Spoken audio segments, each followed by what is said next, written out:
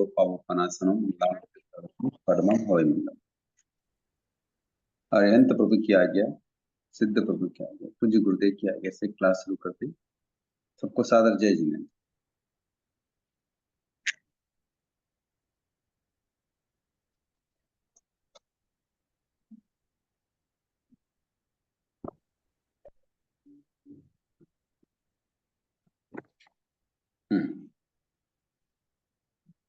कर्म विज्ञान को हम समझ रहे हैं।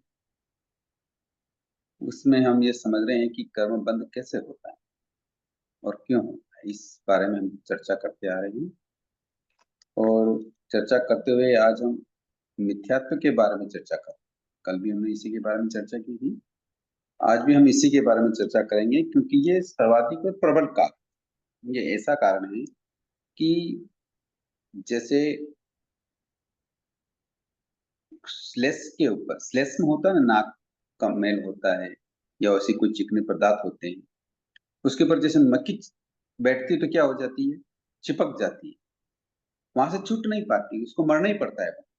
तो इस तरीके से ये एक ऐसा तत्व है जो प्राणियों को संसार में इतना रुला देता है जिसकी कल्पना भी बहुत मुश्किल हो। तो इस तत्व को हम समझ रहे हैं। कौन कितना गहराई से समझ रहा है ये तो अपने स्व विवेक के ऊपर डिपेंड करता है कि हम बात को कहाँ तक समझ रहे हैं।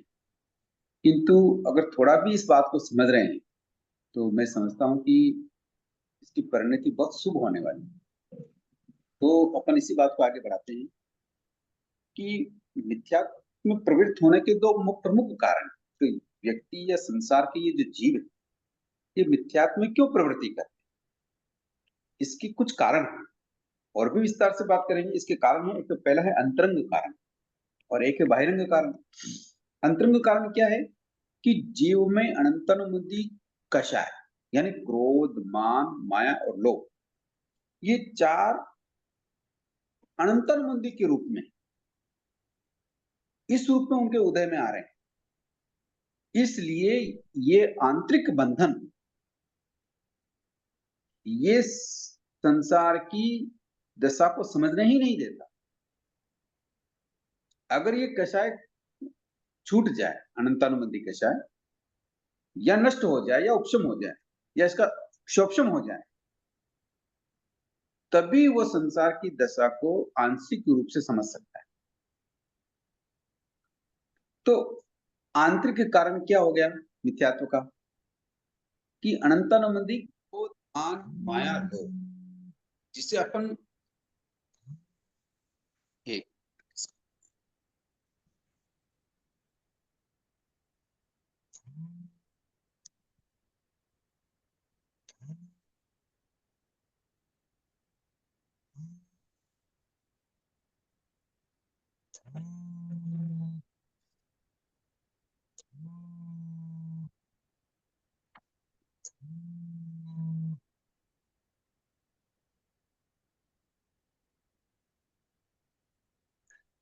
हाँ जय जिनेन्द्र, आवाज आ रही है मेरी?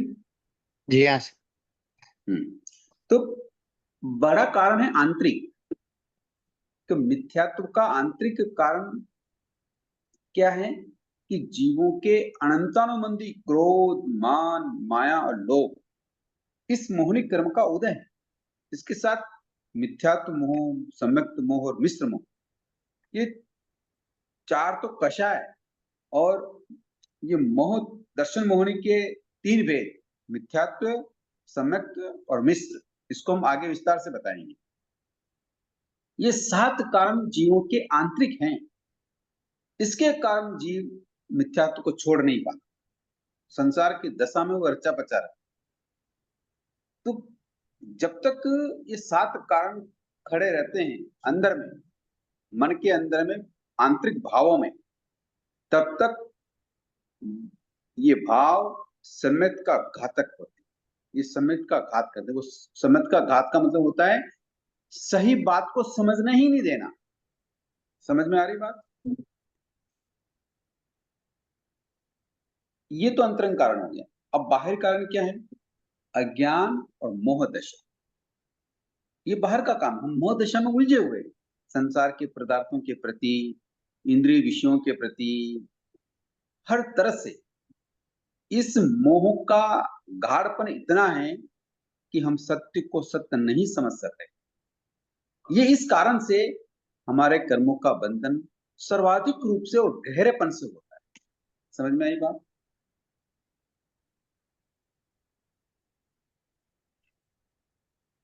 इस विपरीत दशा का क्या कारण है? आगमकार यहाँ 4 प्रमुख पॉइंट बताए कि भाई प्राणियों में ये जो विपरीतता सोचने का, विपरीतपना सोचने का या उल्टा सोचने का क्या कारण है? आगमकार यहाँ 4 कारण बता रहे हैं। पहला कारण बता रहे हैं स्व पर की एकत्व बुद्धि। एक पॉइंट आया यहाँ, स्व मतलब खुद के बारे में, और पर दूसरों के बारे में एक जैसी बुद्धि रखना, यानी पर को अपने स्वभाव से भिन्न न समझना, दोनों को एक ही मानना। समझ में आई कि नहीं आई बात? अपना खुद क्या है, अपना खुद ओरिजिनलिटी क्या है?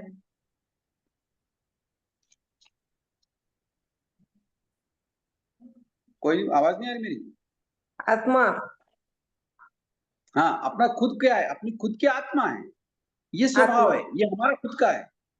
किंतु इस आत्मा को और पर यानी शरीर को या दुनियादारी को या जो भी दिखाई दे रहा है उसको भी हमारा समझना, ये स्व में और पर में जब एकत्व बुद्धि होती है, इसलिए ये मिथ्यात्व तो हमें जकड़े रहता है। समझ में आया बात? जब तक हमारे मन में ये बुद्धि नहीं आएगी कि नहीं मैं आत्मा हूं, मैं अलग हूं और ये शरीर आदि पदार्थ संसार के जो दिखाई दे रहे हैं ये सब अलग है, ये बुद्धि आ जाती है, तब तो व्यक्ति क्या बन जाता है? बताओ। सम्यक दृष्टि।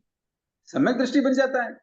किंतु हम स्व में और पर में दोनों में एकत्व बुद्धि रखते हैं, यानी स्व भी मेरा और पर भी मेरा, एक समान समझना। ये विपरीत बुद्धि, ये विपरीत मान्यता मिथ्यात्व का पहला कारण। समझ में आया?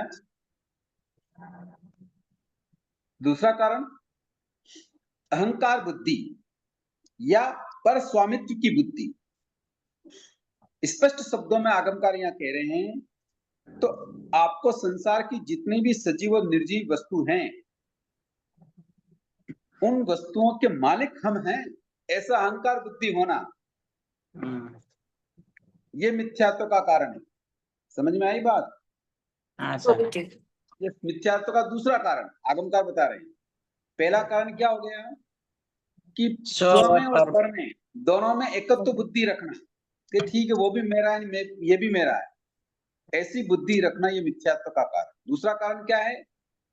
अहम बुद्धि, यानी संसार के ये जो पदार्थ हैं, सजीव है, निर्जीव हैं, या जो भी वस्तुएं हमें दिखाई दे रही है, उसका मालिक कौन है? हम है। ऐसा मानना ये मिथ्यात्व का दूसरा कारण। समझ में आया? जी। अहंकार। हाँ। तीसरा कारण बता रहे हैं कि पर में कर्तृत्व बुद्धि, अर्थात स्वयं को संसार की वस्तुओं का कर्ता निर्माता मानना, मैंने किया, ये बात मानना, मैंने किया ये सब काम, मैंने बनाया, मैंने किया, मतलब कर्तृत्व बुद्धि मानना, ये मिथ्यात्व का तीसरा कारण। समझ में आया? गुरुजी एक बात बोलनी थी, मेरा ऑब्जर्वेशन है, मैंने ये चीज को ध्यान दिया है। तो आज का जमाना है ना गुरुजी, हर आदमी ये श्रेय लेना चाहता कि मैंने बोला, मेरे वजह से हुआ, मैंने किया, ये बाहर ही नहीं आना चाहता। समझ में नहीं आता गुरुजी ऐसे क्यों हो रहा है ये? यही तो बात है, ये समझ नहीं पा, यही तो मुझे एक अहंकार की दशा बता रहे ना संसार की। मुझे एक देखो साधक नहीं मिल रहा इसीलिए है, मुझे एक साधक नहीं मिल रहा है जो ये बोले कि गुरु कृपा है, परमात्मा से हो रहा है, या मेरी पुण्य की वजह से हो रहा, जो भी है, मैंने किया, मैंने बोला, एक इंसान नहीं मिला मुझे। ऐसा कोई नहीं बोला। यही तो संसार है, यही संसार का कारण बता रहे हैं भगवान। अब बात को क्यों नहीं समझ रहे हैं या क्यों नहीं इस तरीके से समझा रहे हैं, ये विवेक्षा का विषय है मनोज भैया। बट कहीं ना कहीं तो मेरे को लगता है एजुकेशन वो तो जो ऊपर से जो बिल्कुल बिल्कुल, एजुकेशन में कई खामियां हैं, हम्म, ये बताएंगे आगे एजुकेशन में कैसी खामियां आ रही हैं। बड़ी भारी खामियां हैं, मैं आपको वही बताना चाह रहा हूं। इसीलिए ग्रंथकार कहते हैं कि इस हुंडा अवसर्पणी काल में जो साधक अपने सम्यक्त को भी सुरक्षित रख लेगा, वो साधक हारी हुई बाजी जीत जाएगा। समझ रहे मनोज भैया इस बात को? अपने ही कर्म है ये जो उंडा अवसर काल में आने आके पैदा होना था करके। हाँ, ये तो है ही, ऐसे अपने कर्म थे अभी तो इसलिए आए। फिर भी अभी श्रुत ज्ञान है, इतना श्रुत ज्ञान है कि उसकी आराधना से हम एकावतारी भी बन सकते हैं। समझ में आया? सही बात। हम्म। मैं इसलिए तो देखो, मुझे मैं तो ना ऐसा भी बहुत एक अल्प समय में बढ़ सकते हैं, जैसे अभी की आयु 100 वर्ष है, मतलब ज्यादा से ज्यादा 100 वर्ष, और पहले तो 84 लाख पूर्व इतनी आयु होती, तो उतने साल तक वह साधना आराधना करनी पड़ती, तभी जाके मोक्ष मिलता। आयु पांचवा बंद भी एक कर्म है रातड़िया बहन। अच्छा, आयु आयु बंद भी क्या है? अगर ऋषभदेव भगवान को कितने वर्षों तक साधना करनी पड़ी? 63 लाख वर्ष नहीं, अरे 1000, 1 लाख वर्ष। 1 लाख 1 करोड़। वर्ष। हाँ, 84 लाख की आयु थी, 84 लाख पूर्व की, तो 83 हाँ लाख जी, तो घर में रहे और 1 लाख साधना करनी पड़ी। उसकी अपेक्षा में भगवान महावीर ने कितनी समय तक साधना करी? 40 साल। 42 साल। 42, 42 साल। 42 साल है ना? तो कहने 42 का मतलब दोनों के आयु बंद का फर्क है ना। हाँ, आयु अब बंद का फर्क। आयु बंद का फर्क होते हुए भी कम आयु में कर्म का फल। अनुप्रेक्षा से डिपेंड करता है, अध्यवसायों पर डिपेंड करता है कि कर्मों की निर्जरा कौन अधिक करेगा। ओके, गुरुजी तो नहीं इसका समझ में आया? गुरुजी इसका मतलब है आगे आगे आगे व्यवसाय के परिणामों को द्वारा कर्मों की निर्जरा करने पर जल्दी मोक्ष मिलता है, ऐसे निर्वाण को प्राप्त होता है। हम्म। अनुप्रेक्षा बहुत बड़ा खेल है गुरुजी, सब चीजों में मैं तो बहुत बड़ा। हाँ। इस ग्रंथकार इतना इतना कह रहे हैं अनुप्रेक्षा के बारे में। आप उत्तरायण सूत्र का सम्यक वाला 29वां अध्याय देखिए। अनुप्रेक्षा के बारे में भगवान कह रहे हैं कि भविष्य में कोई भी साधक अगर मोक्ष जाएगा तो वो अनुप्रेक्षा से ही जाएगा, ओहो, और जो गया है वो भी अनुप्रेक्षा से ही गया है। अच्छा। बिना अनुप्रेक्षा के कोई मोक्ष जाता ही नहीं। अनुप्रेक्षा तो ये तो अंदर की क्वालिटी होती है, इसको सिखाया नहीं जा सकता ना। नहीं, सिखाया जाता है ना। अनुप्रेक्षा किसे कहते हैं? ये सिखाया जाता है। आएगा, ये चिंतन भी करना। विषय आएंगे। अभी कर्म ग्रंथ हाथ में ले लिया तो बहुत चीजें आएंगी। अनुप्रेक्षा का चैप्टर अभी नहीं पढ़ा है वैसे। हाँ जी, अनुप्रेक्षा का चैप्टर नहीं पढ़ा है अभी। अब आएगा, अब आएगा। अभी तो शुरुआत हुई है, अभी बहुत टाइम लग जाएगा इस विषय में। तो कहने का मतलब यह है कि मिथ्यात्व एक ऐसा रोग है जिसको अपन देसी भाषा में कह दें कि ये क्या लग जाती है ना, ये कीड़ा, लकड़ी में कौन सा कीड़ा लगता है? दीमक दीमक दीमक। दीमक, उसके कोई दवा काम आती नहीं है। टेम्परेरी आप उसको सोल्यूशन कर सकते हैं, उसको मिटा नहीं सकते। तो ऐसी कड़वी, ऐसा मतलब कठोर ये रोग है, कड़वा रोग है, जिसको मिटाना बड़ा मुश्किल होता है। इसलिए कारण बता रहे हैं आगम का कि स्व पर की बुद्धि में क्या लगाना, एकत्व की बुद्धि लगाना, पराया भी मेरा, मैं भी मेरा, मतलब आत्मा को भी हमारा समझना, और ये शरीर और पदार्थों को भी हम अपना समझते हैं। इसका कारण ये मिथ्यात्व का कारण। दूसरा क्या बताया? अहंकार बुद्धि, मैंने किया, ये जो बुद्धि है ये मिथ्यात्व की बुद्धि। तीसरा क्या बताया? कि संसार की वस्तुओं का निर्माता कर्ता मैं हूं, ये भाव रखना, ये मिथ्यात्व का तीसरा कारण बताया। चौथा कारण है कि पर के भोक्तृत्व भाव की बुद्धि, यानी पर पदार्थों का उपभोक्ता मैं हूं, ऐसा समझना। तो ये 4 कारण मिथ्यात्व के बड़े जटिल कारण। चौथा कारण क्या है गुरुजी? चौथा कारण है कि पर पदार्थों का उपभोक्ता मैं हूं, मुझे भोगना है इनको।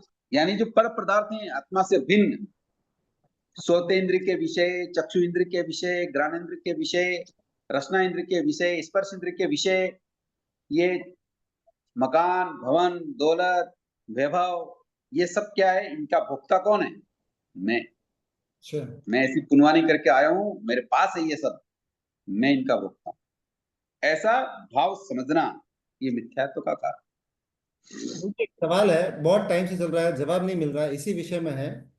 गुरु भगवंतों की जब भी सेवा करते हैं, श्रद्धालु जो भी आते हैं, तो वो गुरु भगवंतों को ये कहते हैं कि हम मैंने ऐसे किया, मैंने वैसे किया, मैंने ये किया, मैंने वो किया। सुनते हैं, बहुत सुनते हैं, चुपचाप बैठा रहता हूँ, मैं सुनता रहता हूँ लोगों की बातों को। लेकिन ये बात मेरे को ना उस दिन बैठे बैठे अनुप्रेक्षा हुई, आप इसका थोड़ा, मुझे जवाब नहीं मिला आज तक, लेकिन मैं चाहता हूँ कि जवाब मिल जाए मुझे।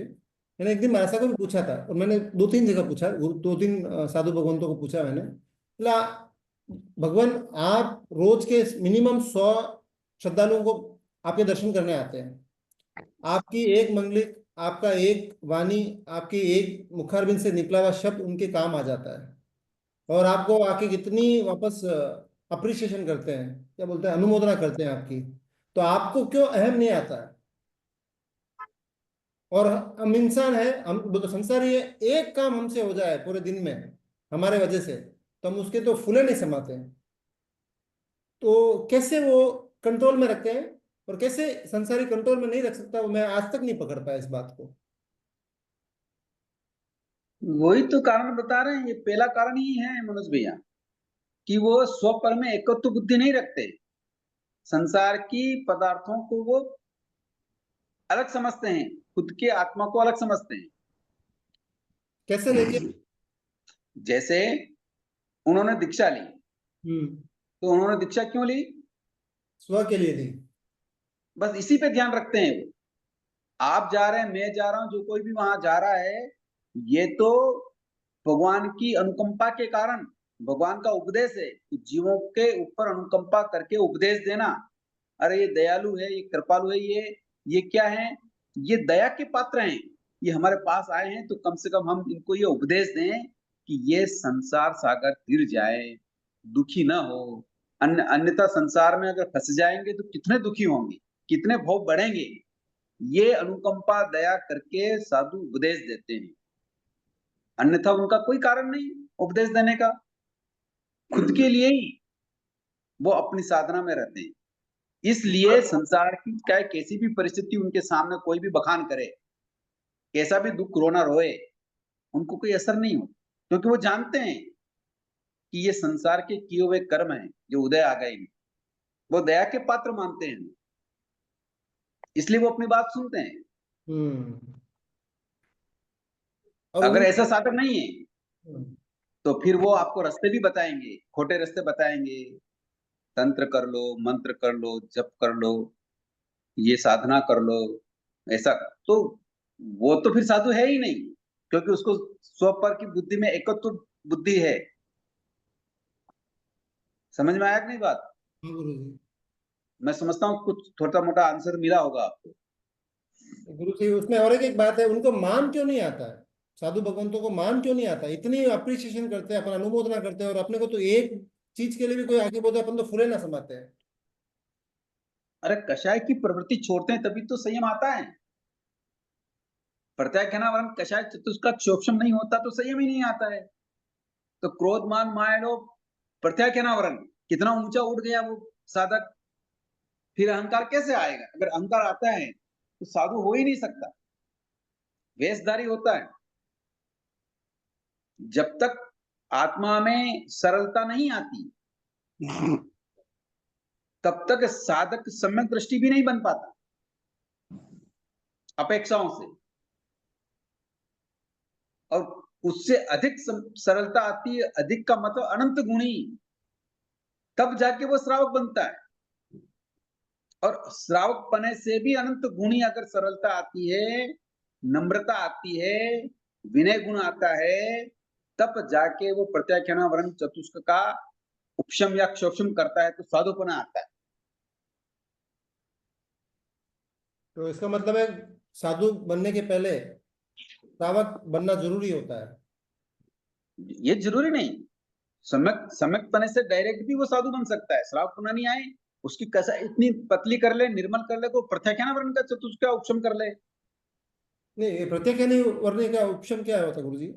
एक्चुअल क्या मीनिंग? प्रत्याख्यान वर्ण 4 तरह की कषाय होती है, अनंतानुबंधी, अप्रत्याख्यान वर्ण, प्रत्याख्यान वर्ण और संजुबलन। ये इसके 4 भेद होते हैं। क्रोधमान मायलो, सबके क्रोधमान मायलो भी है, किंतु ये पैटर्न अलग अलग है, इसका भी विस्तार आएगा अभी। अच्छा अच्छा। तो इस चीज में वो डायरेक्ट साधुपना भी आ सकता है, जरूरी नहीं श्रावकपना है। अच्छा चौथे गुणस्थान से डायरेक्ट फदक के वो छठे में भी आ सकता है, अच्छा, और क्रम से भी आ सकता है, इसमें कोई दिक्कत नहीं। ठीक है। पर सबका आधार एक ही है कि जब तक अनंत गुणी विशुद्धि नहीं होगी तब तक वो आगे नहीं बढ़ सकता। तो ये 4 कारण, मिथ्यात्व को बात समझ रहे हैं हम कि हमारे जीवन में ये कैसे घर कर गया, अनादि काल से हम इसके साथ रह रहे हैं, तो इसको समझना बड़ा मुश्किल है। समझ में आया बात? हाँ गुरुजी। साधु जो कोई भी समभाव में रह जाता है, हमारी बातें सुन लेता है, जैसा कि आपने बताया कि वो ये सारी बातें कैसे सुन लेता है, या उनकी हम वंदना नमस्कार करते हैं तो कैसे समभाव में रह जाता है, अहंकार नहीं आता। इसका सीधा कारण वही है कि वो कषायों को समझता है कि इन कषायों के कारण ही संसार बढ़ता है, और कषायों को कम करने पर ही संसार घटता है। ये अपन क्यों नहीं समझते गुरुजी फिर? है। मोह की दशा है, अपने अंदर मोह अभी की हम दशा। कषाय को समझे ही नहीं है। हम जो ये कई साधक तो ऐसे होते हैं, कई व्यक्ति ऐसे होते हैं कि अनंतानुबंधी कषाय भर पड़ी है, दिखाई देता है साधक को, जो पहचान वाले हैं उन सबको दिखाई देता है, इतनी कषाय भरी पड़ी है।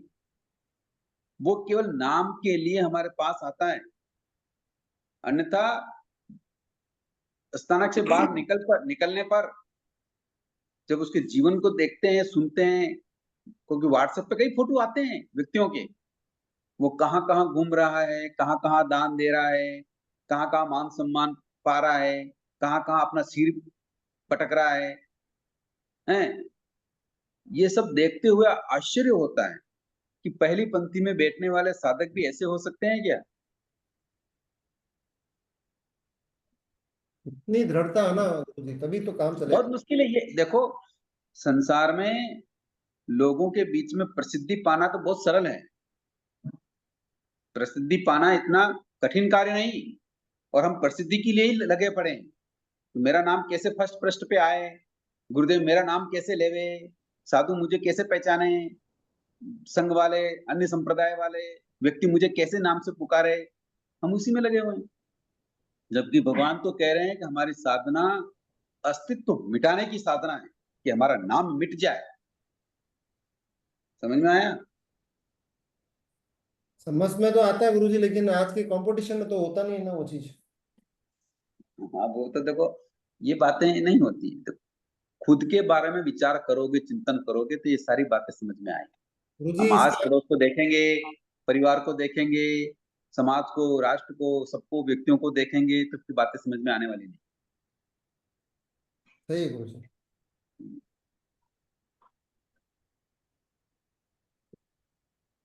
आगम पृष्ठ पढ़ो। आगम पृष्ठ क्या बता रहे हैं कि जो साधक मोक्ष गए हैं उनका जीवन कैसा था, उन्होंने क्या चिंतन किया, अड़ोसी पड़ोसी को देखा क्या? नहीं गुरुजी। नमीरात ऋषि के उत्तराधीन सूत्र के प्रश्न देखो, सकेंद्र खुद नीचे आ गया राजा से प्रश्न करने के लिए, अरे राजन तुम दीक्षा क्यों ले रहे हो, देखो तुम्हारा नगर जल रहा है, अरे कम से कम उसकी सुरक्षा तो कर लो। इस प्रकार के 10 प्रश्न किए सकेंद्र ने, किंतु क्या जवाब दिया उन्होंने? कभी मेरा आगम कुछ के पृष्ठ पढ़ो, आगम के पृष्ठ पढ़ेंगे और फिर अनुप्रेक्षा चलेगी तो जवाब ऑटोमेटिक मिलेगा, अंदर से ही मिलेगा।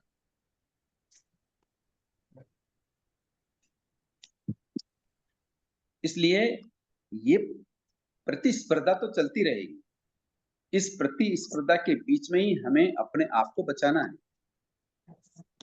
और जो साधक अपने आप को बचा लेगा तो संसार सागर निश्चित रूप से तिर जाएगा, इसमें कोई दो राय नहीं। इतने सारे निमित्त है गुरुजी, यहाँ से कोई कषाय करता है, यहाँ से कोई माया करता है अपने साथ, कोई अपने को यूज करता है, अपन भी कितना बोल के संभाव रखेंगे।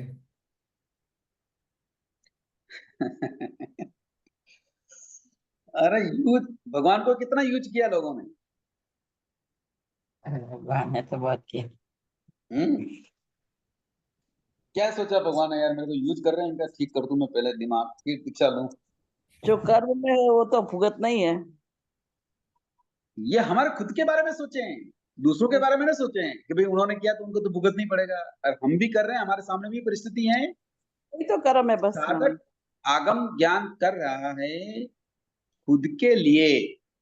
ये ध्यान रखें, एक बात गांठ बांध लें इसको, कि हम जो भी आगम का अध्ययन कर रहे हैं, स्वाध्याय कर रहे हैं, इसके लिए, के लिए, खुद के लिए, कि हमारे अपने कर्मों की निद्रा कैसे होगी, हम कैसे कर्म काटेंगे, दूसरों ने क्या किया क्या नहीं किया, कैसे भोगा, कैसे, उनके उदाहरण देने की जरूरत नहीं है।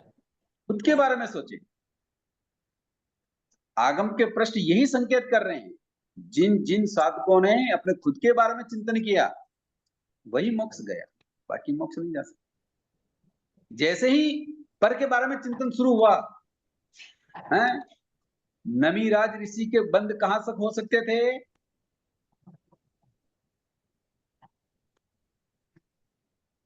कोई नहीं बोल रहा है। सातवीं नरक गुरुजी। हाँ, नरक के बंद हो सकते थे क्योंकि उन्होंने पर का चिंतन शुरू कर दिया। किंतु जैसे उन्हें स्वभाव में आए, सिर पे हाथ फेरा, अरे भाई मैं तो साधु हूं, चिंतन धारा बदल गई। स्वभाव में आते ही कहां पहुंच गए? केवल ज्ञान। उसी तो समय जब तक खुद के बारे में नहीं सोचेंगे तब तक कल्याण होने वाला नहीं। समझ में आई बात हाँ गुरुजी। सुमित्रा जी? जी सर, जी गुरुजी। तो हमारा जो ये स्वाध्याय का चिंतन चल रहा है, रोज क्लासें चल रही है, खुद के बारे में चिंतन के लिए, दूसरों के बारे में नहीं। तो मिथ्यात्व की चर्चा चल रही है, और इसको हम और नई तरीके से समझते हैं। ग्रंथकार कह रहे हैं कि मिथ्यात्व की उत्पत्ति के जो प्रकार हैं वो दो तरह के, एक तो है नैसर्गिक और एक है परोपदेशिक।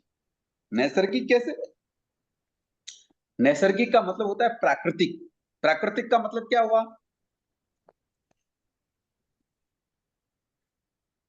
प्राकृतिक का मतलब क्या हुआ? नेचर, स्वभाव से, नेचर स्वभाव से। जैसे एकेंद्रीय जीव हैं, बेंद्रीय जीव हैं, तेंद्रीय जीव हैं, या बिना मन वाले पंचेंद्रीय जीव हैं, कोई मन वाले भी तिर्यंच हैं, म्लेच्छ हैं। ये जो अन्य जातियों के जो लोग हैं, मांसाहारी लोग हैं, ये स्वभाव प्रकृति से मिथ्यात्व है। समझ में आया ना? क्योंकि इनके जन्म वैसे ही हो गया, उनकी गति जाति ऐसी ही हो गई, उन्होंने पहले कर्म ऐसे ही बांध लिया, ऐसी जगह है, तो ये प्रकृति से ही उनको क्या है? मिथ्यात्व। समझ में आया? और एक होता है परोपदेशिक। परोपदेशिक का मतलब होता है कि जितने भी संसार में जो धर्म चल रहे हैं, जो धर्म है क्रिया वाले, कहते हैं क्रिया करने से ही कार्य होता है, इसी से सुख दुख मिलता है, इसी से धन दौलत पुत्र वगैरह मिलते हैं। कोई बोल अक्रियावादी, तो क्रिया करने की क्या जरूरत है, ये तो जो किस्मत में होगा जो हो जाएगा। कोई होते हैं विनयवादी, कि दूसरों का विनय करो, चापलूसी करो, खुशामदी करो, ताकि क्या हो जाता है कि वो हमारे ऊपर आशीर्वाद स्वरूप हमें वरदान देते हैं।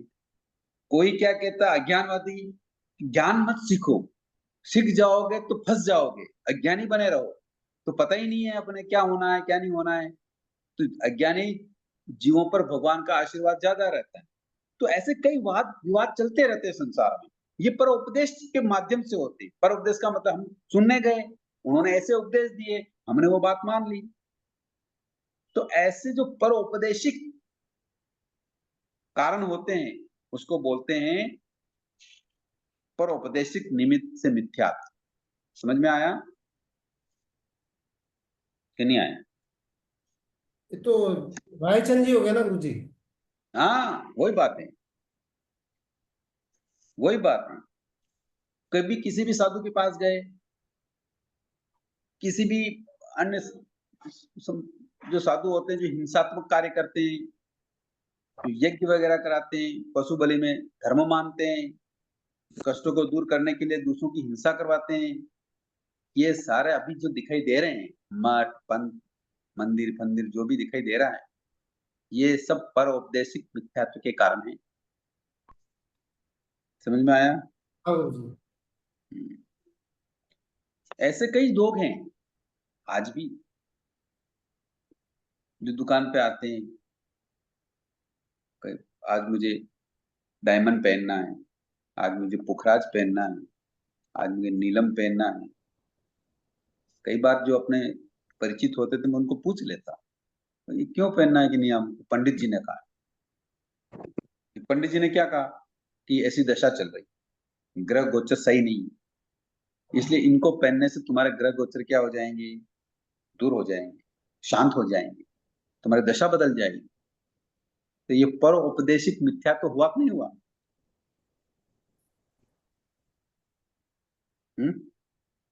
हाँ गुरु जी। अब अच्छा गुरु जी, इसके ऊपर सवाल है। ज्योतिष करके तो अपने आगम में भी बताया हुआ है, चंद्रमा सूर्य ये वो सब है, तो उसको मानना चाहिए नहीं मानना चाहिए ज्योतिष को? पर ज्योतिष मानने में कहाँ दिक्कत है? सूर्य उदय होता है, उससे काल का पता चलता है, दिन है या रात है, कितना समय हुआ है, तो अपने इस ग्रहों ज्योतिष के को मानने में कहाँ दिक्कत है? हाँ, अपने ग्रह वो सूर्य उदय हुआ या सूर्य अस्त हुआ या चंद्रमा उदय हुआ या चंद्रमा अस्त हुआ या इस गति से वो चल रहा है, उसका प्रभाव मेरे जीवन पे पड़ेगा, ये मिथ्यात्व है। ग्रह दशा तो बोलते हैं ना गुरु, भारी है नहीं। हाँ, तो ये मिथ्यात्व दशा है, ग्रह दशा बोलने वाला ये मिथ्यात्व ही है। ग्रह प्रतिकूलता दशा नहीं, कर्म दशा बोलनी चाहिए। ग्रह दशा की जगह क्या बोलना चाहिए? कर्म दशा। कर्म दशा, कि हमने कर्म ऐसे किए, ये हमारी कर्मों की दशा है। प्रतिकूलता आती है तब कहीं ना कहीं तो अपन माथा टेक ही देते हैं गुरु जी। एक अरे मनोज भैया, जैसे मान लो कोई ग्रह आज आकाश में आया, वो प्रतिकूल हुआ है ना, तो वो ग्रह जो प्रतिकूल वाला था, सभी जीवों के रूप में समान रूप से लागू क्यों नहीं हुआ? क्योंकि वो तो प्रतिकूल वाला ग्रह है, चाहे वो चंद्रमा हो, राहु हो, बुध हो, जो भी है, प्रतिकूल है। उस समय में प्रतिकूलता आ रही है। जैसे कई बार कहते हैं ना, सूर्य ग्रहण चल रहा है, ऐसा हो जाएगा वैसा हो जाएगा, वो सूर्य ग्रहण सभी जीवों पे लागू क्यों नहीं होता है? यही कर्म सिद्धांत लागू होता है। ये तो अब तो हमारे क्लास के स्टूडेंट्स भी बताने लग गए। जी, कर्म ही अलग अलग है तभी तो हुआ। अरे पर ये जीवन में आचरण में नहीं आया तो फिर कुछ भी नहीं है, हम भी मिथ्यात्वी हैं। समझ में आई बात? उपदेश देना बहुत सरल है, सबसे संसार में सबसे सरल काम है उपदेश देना, किंतु जो बात हम कह रहे हैं वो बात हम अपने ऊपर लागू करते हैं या नहीं, ये महत्वपूर्ण है। अगर हम बात तो अच्छी करते हैं, किंतु जब दशा बोधी आ जाए, तब हमारा माथा टिक जाए पत्थरों के सामने, तब है बात कि हम कितने गहरे पानी में। क्या मनोज भैया? बात तो सही है गुरु जी। हम्म। वो श्रद्धा गुरुजी विश्वास। गुरुजी ग्रह ग्रह की प्रतिकूलता भी कर्म दशा की वजह से होती है। ना ना, कौन से कर्म जी दशा की? मतलब हम हमारे कर्मों की दशा से ग्रह चलेंगे क्या? नहीं, ग्रह प्रतिकूल होते हैं, उसमें हमारे कर्मों का इम्पैक्ट होता है नहीं होता? ना ना, ऐसा नहीं। आप बात क्या कहना चाह रहे हैं? मतलब हमारे कर्म ऐसे बुरे आए इसलिए ग्रहों की दशा ऐसी बदली, या ग्रहों की दशा ऐसी है इसलिए हमारे कर्म ऐसे आए? पहला वाला नहीं है, ग्रह दशा की वजह से ही, कर्म दशा बदलती है। ना ना, ग्रह तो अपने गति से गमन करेंगे। जी कभी राहु आगे आएगा, कभी केतु आगे आएगा, कभी जो भी है बुध या मंगल जो भी आगे पीछे चलते रहेंगे, ये तो उनकी गति के ऊपर डिपेंड करता है। ये भी एक शास्त्रीय ज्योतिषी की बात है। जी किंतु उनकी गति के आधार पर हम अपने कर्म बदल जाएं, ये कैसे संभव है? कर्म तो किए हुए हैं पास्ट जी में, हाँ। वो तो समय आने पर उदय आएगा। ग्रह अच्छा भी हो मान लो, मतलब ऐसा भी जी दिन तो आता है ना कि अपन कहते हैं आज तो क्या बोलते हैं, गुरु पुष्य नक्षत्र है, तो जी पूरे दिन मंगल ही मंगल है। ऐसा कभी ऐसा मुहूर्त भी आता है, या जी एक ऐसा मुहूर्त आता है चतुर्मास के पहले कि ये तो बोलते हैं जी कि सदा काल मुहूर्त है, जैसे अक्षय तृतीया आती है। जी हाँ हाँ जी भैया। हाँ।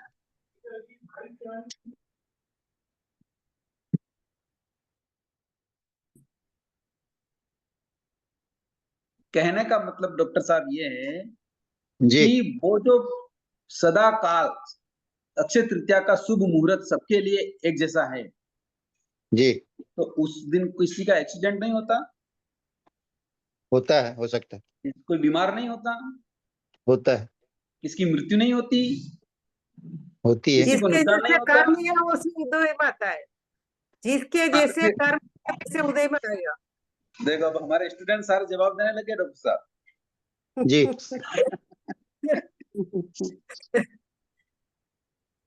इसलिए देखो रात्रि जी, आपने जवाब तो अच्छा दिया, पर कभी खुद पे गुजर जाए बात, तब हमारा सिर पत्थरों के सामने नहीं झुकना चाहिए।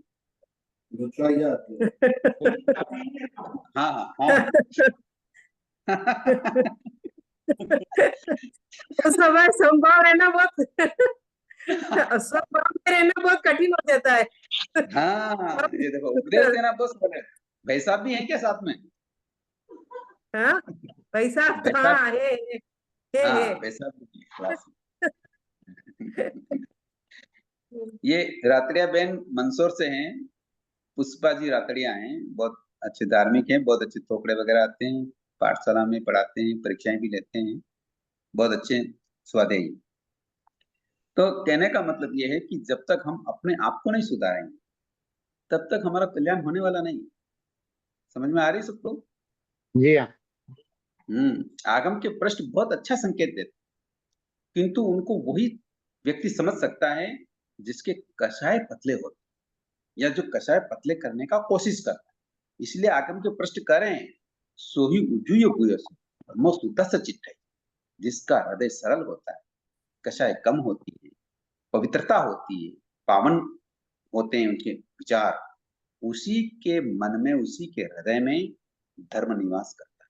अन्यथा तो हम कई मुपत्तियां लगा लो, प्रवचन सुन लो, कुछ होने वाला नहीं।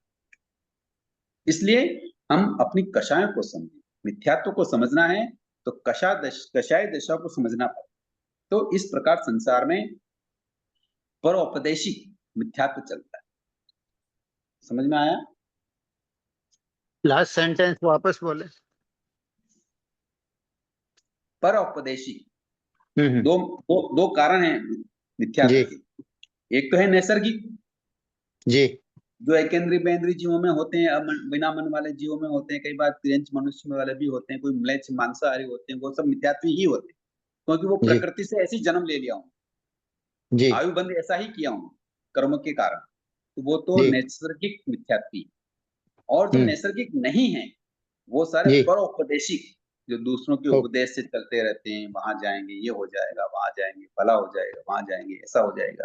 ये जो संसार में आगमकारों ने जो वाद बताए, क्रियावादी, अक्रियावादी, विनयवादी, हैं अज्ञानवादी, ये जो कई तरह के वाद संसार में चलते हैं, भगवान ने बताया यहाँ 363 वाद है। तो इस प्रकार इन लोगों के उपदेशों के निमित्त से भी कोई व्यक्ति आचरण करता है तो वो भी मिथ्यात्व। समझ में आया? जी गुरु जी जय जिनेन्द्र। हम्म मुहूर्त के बारे में फिर क्या होता है? ऐसे मुहूर्त कहते हैं ना, अच्छा दिन अच्छा वार, ये मुहूर्त, ये इसमें शादी करनी, इसमें ऐसे करना, गृह प्रवेश करना। कौन फरमा रहे हैं? गुरु जी डॉक्टर मीता बोल रहे हैं। हाँ डॉक्टर साहब, अगर मुहूर्त अच्छा नहीं हो तो फिर कोई मरीज को आपके पास आना चाहिए कि नहीं आना चाहिए? बिल्कुल, और मुहूर्त में सीजरिंग करवाते हैं साहब कि हमारे को इसी डे पे इसी पे करना है और मान लो सीजरियन अगर तकलीफ वाला हो, कल मुहूर्त तो कल है और आप कहते नहीं आज नहीं करेंगे तो बच्चे या जच्चे किसी में से एक की जान जा सकती है, तो फिर क्या करना? वो कितनी बार तो अडामेंट ही रहते हैं साहब कि जो होगा देखा जाएगा। तो मुहूर्त कुछ काम नहीं करता है। स्वर्गीय आचार्य श्री नानालाल जी महाराज साहब जब उदयपुर विराज रहे थे, वो पूज्य गुरुदेव गणेशाचार्य के सेवा में वहां विराज रहे थे और आचार्य श्री नानालाल जी महाराज साहब उपाचार्य युवाचार्य बन गए और इधर गणेशाचार्य जी का क्या हो गया था, देवलोक गमन हो गया था। सकारण कल्प के कारण वहां विराज ना, क्योंकि गणेशाचार्य जी बीमार थे, उनको कैंसर था, तो सकारण विराज रहे थे।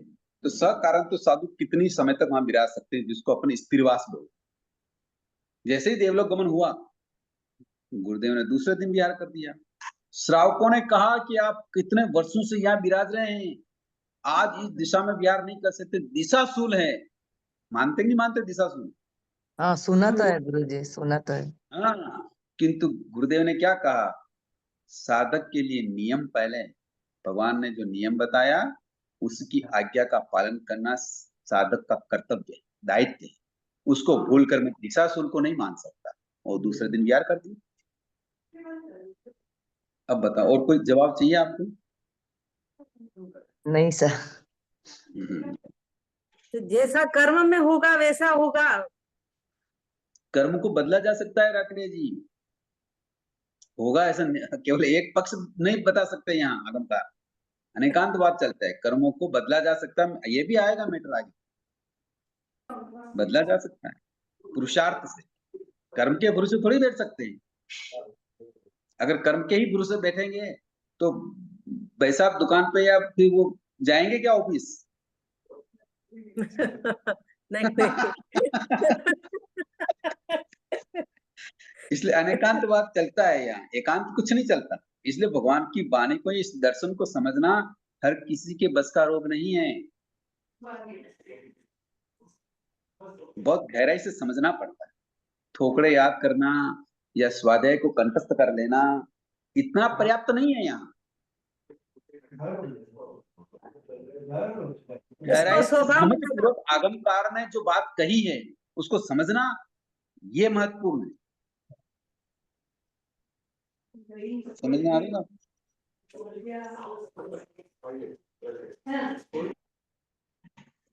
बात समझ में आ रही है जी? आ रही है। हाँ, तो इस प्रकार से मिथ्यात्व को हम समझ रहे हैं। मिथ्यात्व के कई भेद होते हैं, जीव को अजीव समझना। हाँ बोलिए, कोई प्रश्न है? हाँ, वास्तु शास्त्र के बारे में क्या कहना चाहिए? सही है कि नहीं है वास्तु शास्त्र मानना? मैं रंजना सामुता फतेहनगर से। समता जी, हमारे यहाँ एक घर है जो बिल्कुल वास्तु से बना है, जो हम उनको वकील साहब कहते हैं। उनका ईस्ट और ईस्ट मतलब पूर्व दिशा ना? हाँ। और नॉर्थ मतलब उत्तर दिशा। उत्तर। इस कॉर्नर पे घर बना है। ये वास्तु शास्त्र के अनुसार आप क्या मानते हैं इस घर को? बोलो। सही है, सबसे श्रेष्ठ मानते हैं आजकल वास्तु शास्त्र वाले। उत्तर और पूर्व कॉर्नर मिल जाए तो बहुत बढ़िया घर, उसके पैसे भी ज्यादा देने पड़ते हैं, लाखों रुपए। हाँ। आगम में भी कौन बताया ना, ईशान कौन तो वही है, नॉर्थ ईस्ट ही तो है। हाँ हाँ बताया ना, ईशान कौन बताया, उसका कारण अलग है मनोज भैया। जानना था मुझे क्या ईशान कौन करके। हाँ, ईशान कौन बताया, जो वो कॉर्नर जो बताया ना, वो बताया उत्तर पूर्व के बीच वाला। हाँ।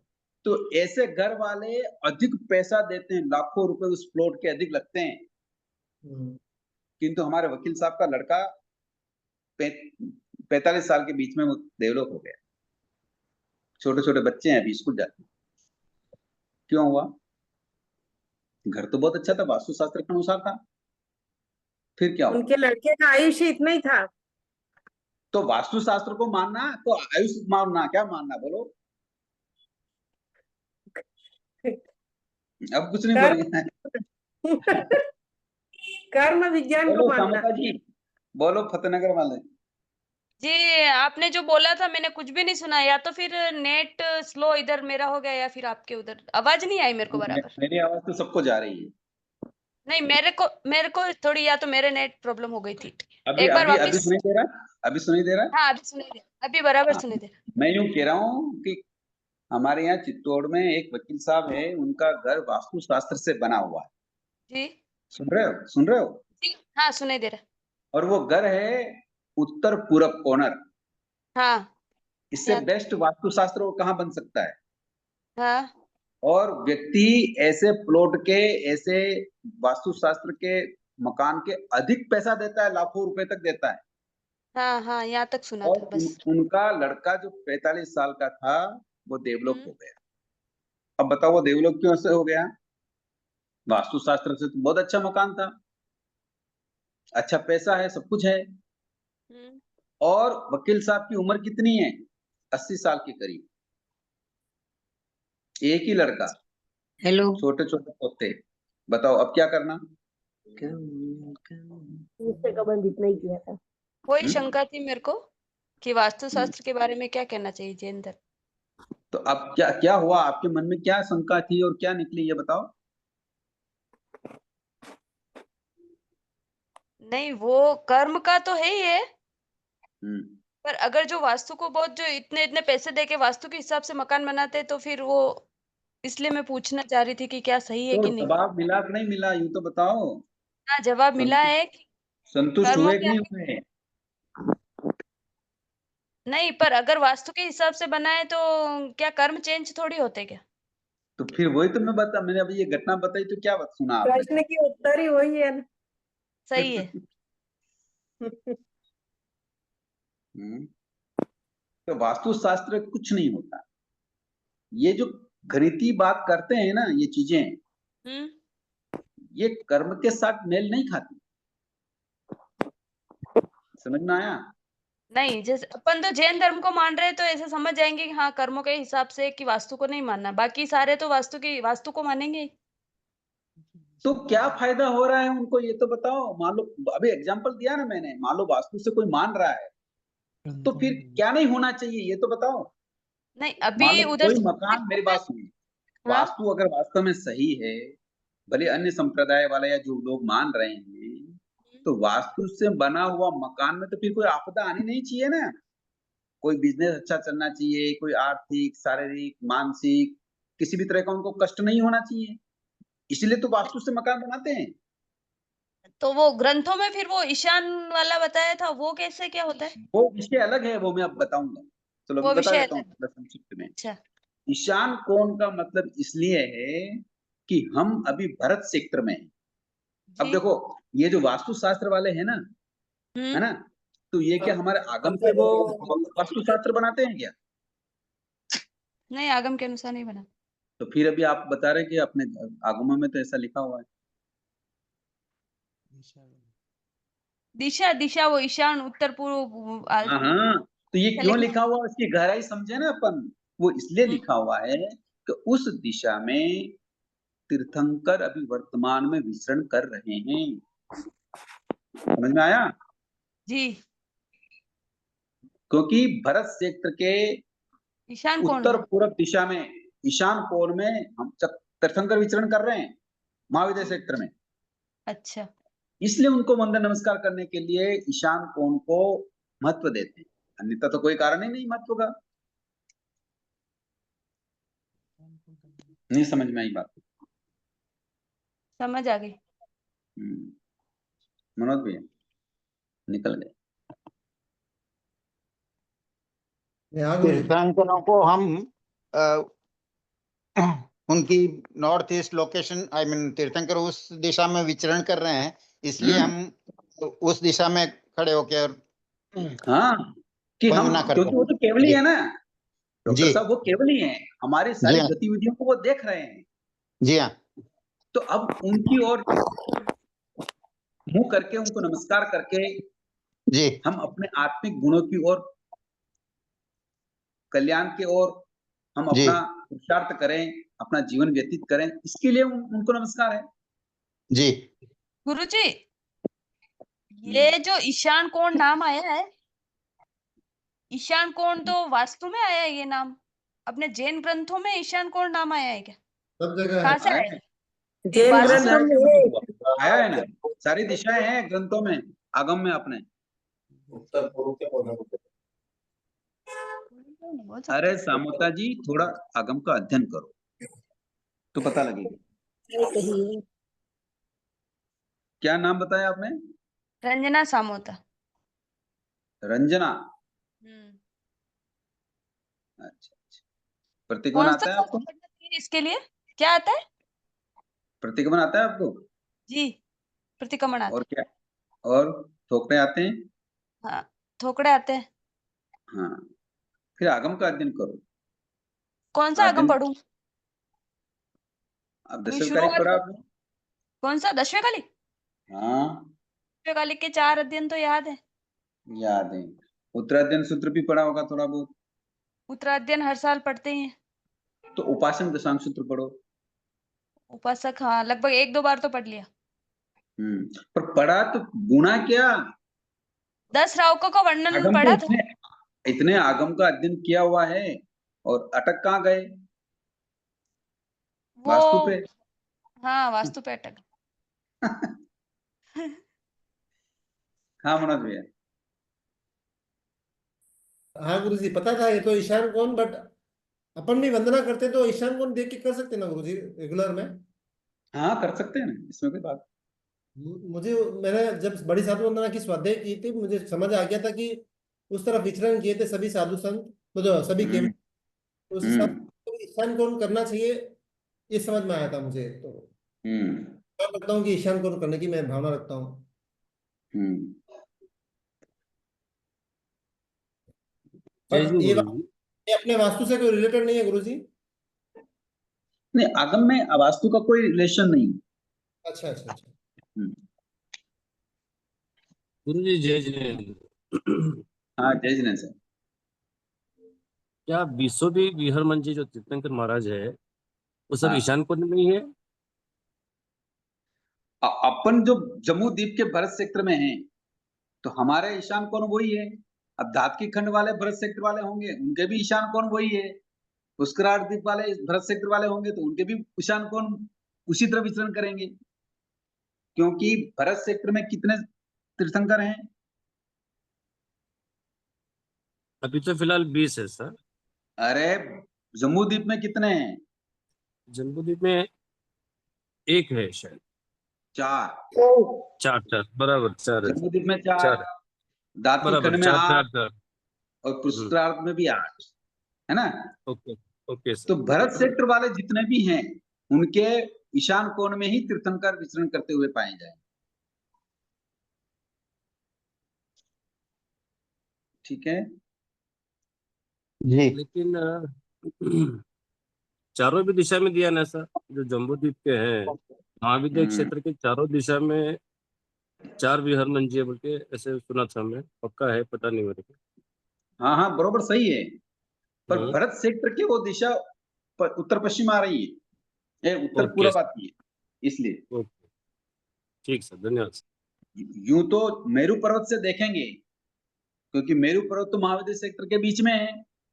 तो मेरू पर्वत से अगर दिशा का आकलन करेंगे तो वो तो आएगा ईशान और पूरब, और इधर आएगा ईस्ट, वेस्ट, वेस्ट और उत्तर,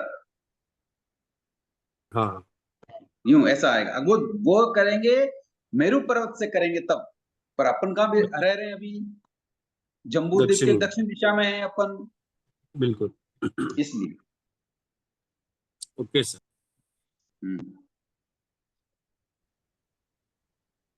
और बोलिए, समय हो रहा है, कोई प्रश्न हो तो कर। प्रणाम सर, जय जिनेन्द्र, सुरेश बात। हाँ जी, हाँ जी, सुरेश भैया। सर ये जाति स्मरण में कुछ डाउट था, शायद कुछ लंबा हो सकता है या कैसे? जाति स्मरण का भी जब मति ज्ञान का मैटर आएगा तब बात करेंगे, पर जाति स्मरण एक मति ज्ञान का ही रूप है। हमें अब अगर हम सम्यक दृष्टि हैं और मति ज्ञान श्रुति ज्ञान है, तो उसका ही एक छोटा रूप है जाति स्मरण।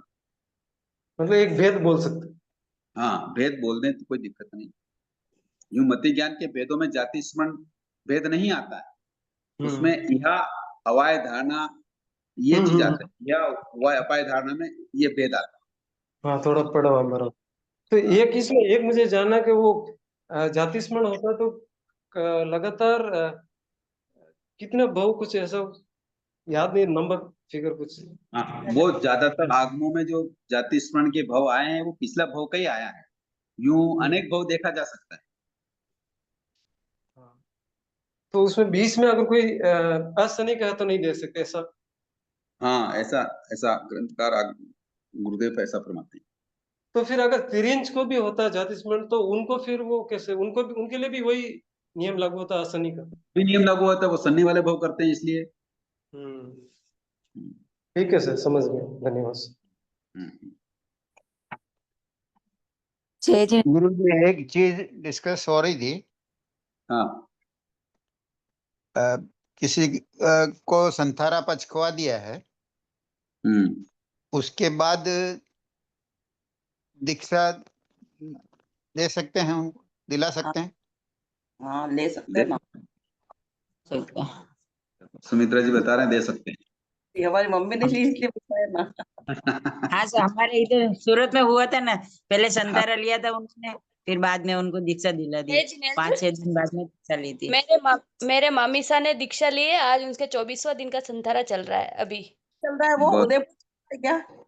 उदयपुर सुंदरवास। हाँ, राम बहुत प्रेम जी महाराज। राम प्रेम श्री जी महाराज। तो अच्छा। संतारे के बाद ही दीक्षा ली उन्होंने, 6ठे दिन। अच्छी बात। हाँ, तो डॉक्टर साहब प्रश्न क्या है आपका? नहीं, मतलब ये जस्टिफाइड है या जस्टिफाइड है। संथारा वाला अगर चाहता है कि मैं दीक्षा लूं तो जस्टिफाइड। अभी घर वाले ऐसी संथारा ऐसी सिचुएशन में कराया कि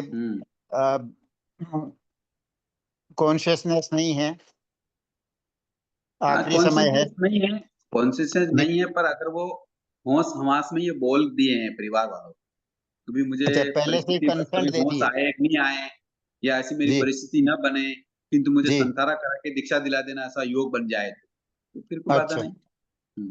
हाँ हाँ। यूं तो अभी गुरुजी जो उदयपुर संथारा चल रहा है ना, राम प्रेम सिंह जी महाराज साहब का 24वां दिन है आज, उनको बेड पे वही लाए थे और बेड पे सुलाए हुए उनको दीक्षा दी है। उठ नहीं सकते, वो बेड पे ही सोए रहते हैं। हाँ, तो मैं क्या कह रहा हूँ, मैं यूं कह रहा हूँ कि अगर उन्होंने ऐसा संकल्प परिवार वालों के सामने व्यक्त किया है कि मेरी परिस्थिति अगर डाउन हो जाए, मेरी स्मृति न रहे या मुझे और कोई हो जाए ऐसा, और तो आप मुझे संथारा करवा देना, सही। तो फिर कोई दिक्कत नहीं, बात नहीं, क्योंकि उनकी ताजगी वही थी, उनकी स्मृति में या उनके विचारों में भावनाओं में वो बात है, हाँ, इसलिए कोई दिक्कत नहीं। संतारा करवा देना वो एक पार्ट है, और संतारा करवा देने के बाद में दीक्षा दिलाना परिवार की तरफ से वो एक दूसरा पार्ट है ऐसा। हाँ, तो वो भी बोल के गए हों, ऐसा बोल के गए हों कि अगर इन्होंने संथारा कर लिया है, संथारा कर लिया और मेरे को दीक्षा का योग बन जाए तो दीक्षा दिलाना है, ऐसा अगर वो बोल गए हैं तो। हाँ, अगर उनको होश समासी नहीं है, उनको स्मृति नहीं है, तो फिर दीक्षा नहीं दी जा सकती। संथारा तो ठीक है कराया जा सकता है, जी हाँ, पर दीक्षा देना थोड़ा अलग मैटर। हाँ, यही मेरे को विचार आ रहा था कि अगर स्मृति नहीं है और परिवार ने चाहा कि इनको दीक्षा दिला देते हैं तो वो दीक्षा तो परिवार के चाह से नहीं होती, खुद की चाह से होती। जी हाँ, ठीक। फिर साधु भगवान ही उनकी सेवा करते, अपन हाथ नहीं लगा सकते उनको। हाँ, वो ठीक है, इसीलिए तो कह रहे हैं ना, वो अगर पहले बोल दिए हों भी मुझे संतारा करा देना, योग मिले तो दीक्षा दिला देना, तो कोई दिक्कत नहीं थी, क्योंकि उनकी स्मृति में वो चीज है। जी।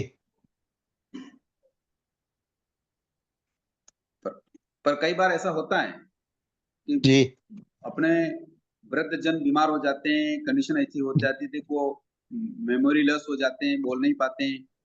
जी। तो कई बार परिवार वाले ये देखते हैं हमारा प्रतिष्ठित परिवार है, ऊंचा कुल जी है, ऊंचा घर है, खानदानी है, हम संप्रदाय जी के पाठवी श्रावक कहलाते हैं। तो इस जी कामना, मानना, लालसा में वो क्या कर देते हैं, उनको संथारा करवाते हैं, दीक्षा भी दिला देते हैं कि चलो हमारे इस जी खानदानी परिवार से, संघ के, समाज के, गुरुदेव के पाठवी श्रावकों से, परिवार से एक दीक्षा हो। तो ये चीजें सही नहीं है। बराबर।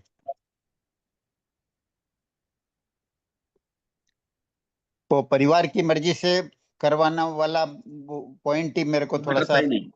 हाँ, वो मैटर सही नहीं। अनयूजुअल लग रहा संथारा था वाले इसके की लिए। खुद की मर्जी होनी चाहिए। जी और मान लो बराबर। ठीक है, ऐसी परिस्थिति आ गई, अनकॉन्शियस हो जाए, हार्ट अटैक आ गया, स्मृति लॉस हो गई, तो वो अगर पहले बोल के गए हैं जी और धार्मिक व्यक्ति हैं, सामायिक जी संवर पोषद, हाँ, ये ऐसे कर रहे हैं, तो फिर जी संसारा भी कराया जा सकता है, दीक्षा भी दिए तो कोई दिक्कत नहीं। बराबर। हाँ उसको वो जैसे अपने क्या बोलते हैं कन्वेंशनल टर्म में इन्फॉर्म्ड कंसेंट हो गई उनकी, संतारा लेने वालों की, दीक्षा लेने वालों की, स्मृति लॉस के पहले। कई बार क्या होता है, मृत्यु के समय आदमी संभल जाता है। जी संसार जीवन भर तो पाप कार्यों में गुजार दिया, हाय जी पैसा, हाय दौलत, हाय फलाना फलाना कर करके जीवन पूरा निकाल दिया, जी किंतु लास्ट मोमेंट पे अगर उसको स्मृति में ये सब दिखने लग जाए कि मैंने क्या किया, और उसकी जी विचार भावनाएं भावना बदल डेवलप हो जाए, जाए। तो जी हाँ, तो उसका डेवलपमेंट हो सकता है। बराबर। आगम पृष्ठ बता रहे हैं कि गौशालक राइट। जीवन भर भगवान के विरुद्ध बोला, खुद को 25वां जी तीर्थंकर बताया, जी भगवान से ज्यादा साधु बना लिए, ज्यादा श्रावक हो गए, जी किंतु सत्यता अंतिम समय में पता लग गई उसको। भगवान ने कहा 7 दिन में क्या होने वाला है, जी मृत्यु होने वाली है। तो जी फिर उसने अपने साधकों को बुला के कहा कि मैं जी मिथ्यार्थी हूं, मैं साधक नहीं हूं, जी तीर्थंकर तो भगवान ही है, महावीर ही है।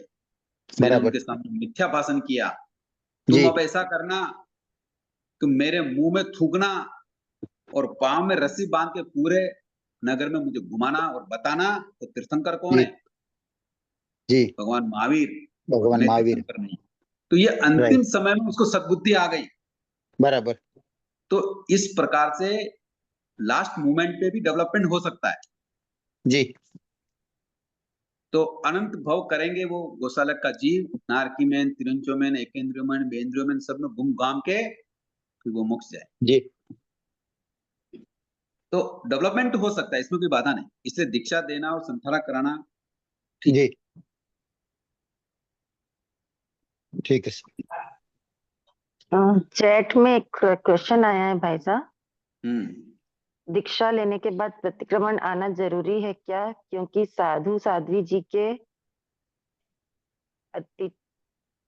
क्या लिखा है, आचार अलग अलग होते हैं ना, या अतिचार, क्या लिख रहे हैं ये समझ नहीं आया अरे तो मुझे। जो दीक्षा ले रहा है, तो दीक्षा कौन देगा उसको? गुरु जी देंगे। हाँ, साधु ही देंगे ना। जी हाँ तो मान लो उसको प्रतिक्रमण याद नहीं है, तो जो 7 वाले सुना देंगे, 7 वाले सुना देंगे। वो तो वैसे भी करने की कई बार स्थिति में कई बार कई बार ऐसा भी तो होता है ना, मान लो दीक्षा ले ली और उनकी भी वृद्धावस्था आती है कि नहीं आती? आती है। यार साधुओं की वृद्धावस्था आती है कि नहीं आती? आती है। कई बार मेमोरी लॉस होता है कि नहीं होता है? होता है। तो प्रतिक्रमण होता कौन है। सुनाता है? दूसरे फालतू भगवान सुनाते हैं। बस तो सुना देते हैं। ये तो विशेष परिस्थितियों वाली बात हो गई, अदरवाइज कोई बात नहीं, ये भी परिस्थिति है ना, ये भी परिस्थिति। वो संथारा ले रखा है उन्होंने, 18 पापों का त्याग किया है ना, आरंभ परिग्रह का त्याग किया है, ममत्व का त्याग किया है, ये भी परिस्थिति है ना। जी। चारों आरों का त्याग करना सामान्य परिस्थिति नहीं है, और वो भी आजीवन के लिए। तो वो डेवलपमेंट ठीक है। हाँ यही चार, मतलब जो संथारा वाली परिस्थिति है वो विशेष परिस्थिति है, अदरवाइज तो किसी को भी प्रतिक्रमण याद होना जरूरी है। ये जरूरी, बिल्कुल जरूरी, बिना प्रतिक्रमण के बड़ी दीक्षा नहीं दी जा सकती। जी।